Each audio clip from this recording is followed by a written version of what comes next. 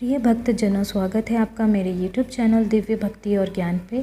अगर आपको मेरे वीडियोस पसंद आए तो कृपया इसे लाइक करें और इस चैनल को सब्सक्राइब करना ना भूलें ताकि आप मेरे सभी आने वाले नए वीडियोस देख सकें। धन्यवाद।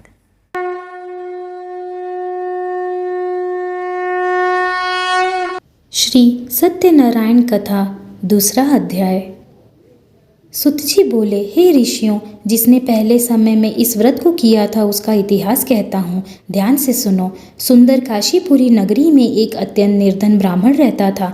भूख प्यास से परेशान वह धरती पर घूमता रहता था। ब्राह्मणों से प्रेम करने वाले भगवान ने एक दिन ब्राह्मण का वेश धारण कर उसके पास जाकर पूछा, हे विप्र, नित्य दुखी होकर तुम पृथ्वी पर क्यों घूमते हो?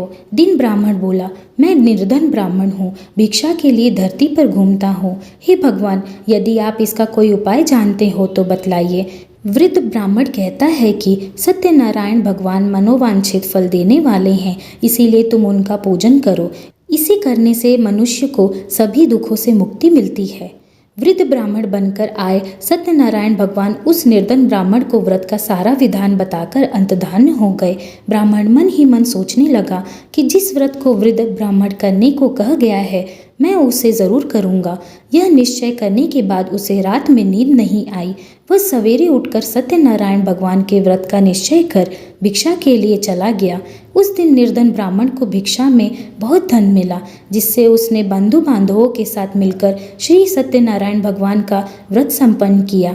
भगवान सत्यनारायण का व्रत संपन्न करने के बाद वह निर्धन ब्राह्मण सभी दुखों से छूट गया और अनेक प्रकार की संपत्तियों से युक्त हो गया। उसी समय से यह ब्राह्मण हर माह इस व्रत को करने लगा। इस तरह से सत्यनारायण भगवान के व्रत को जो मनुष्य करेगा वह सभी प्रकार के पापों से छूटकर मोक्ष को प्राप्त होगा। जो मनुष्य इस व्रत को करेगा वह भी सभी दुखों से मुक्त हो जाएगा। सुतजी बोले, इस तरह से नारद जी से नारायण जी का कहा हुआ श्री नारायण व्रत को मैंने तुमसे कहा। हे विप्रो, मैं अब और क्या कहूँ? ऋषि बोले, हे मुनिवर, संसार में उस विप्र से सुनकर और किस किस ने इस व्रत को किया, हम सब इस बात को सुनना चाहते हैं। इसके लिए हमारे मन में श्रद्धा का भाव है।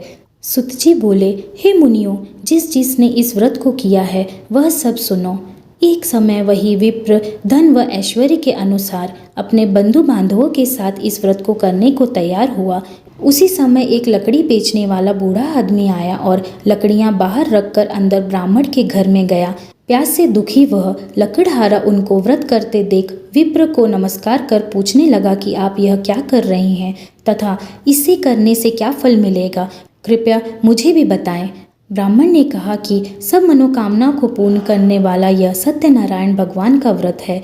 इनकी कृपा से ही मेरे घर में धन धान्य आदि की वृद्धि हुई है। विप्र से सत्यनारायण व्रत के बारे में जानकर लकड़हारा बहुत प्रसन्न हुआ। चरणा अमृत लेकर वह प्रसाद खाने के बाद वह अपने घर गया। लकड़हारे ने अपने मन में संकल्प लिया कि आज लकड़ी बेचने से जो धन मिलेगा उसी से श्री सत्यनारायण भगवान का उत्तम व्रत करूंगा। मन में इस विचार को ले बूढ़ा आदमी सिर पर लकड़ियां रख उस नगर में बेचने गया जहां धनी लोग ज़्यादा रहते हैं। उस नगर में उसे अपनी लकड़ियों का दाम पहले से 4 गुना अधिक मिलता है। बूढ़ा प्रसन्नता के साथ दाम लेकर केले, शक्कर, घी, दूध, दही और गेहूं का आटा ले और सत्यनारायण भगवान के व्रत की अन्य सामग्रियां लेकर अपने घर आया। वहां उसने अपने बंधु बांधवों को बुलाकर विधि विधान से सत्यनारायण भगवान का पूजन और व्रत किया। इस व्रत के प्रभाव से वह बूढ़ा लकड़हारा धन पुत्र आदि से युक्त होकर संसार के समस्त सुख भोग अंत में बैकुंठ धाम में चला गया। और यहाँ श्री सत्यनारायण व्रत कथा का दूसरा अध्याय पूर्ण हुआ। श्री सत्यनारायण भगवान की जय।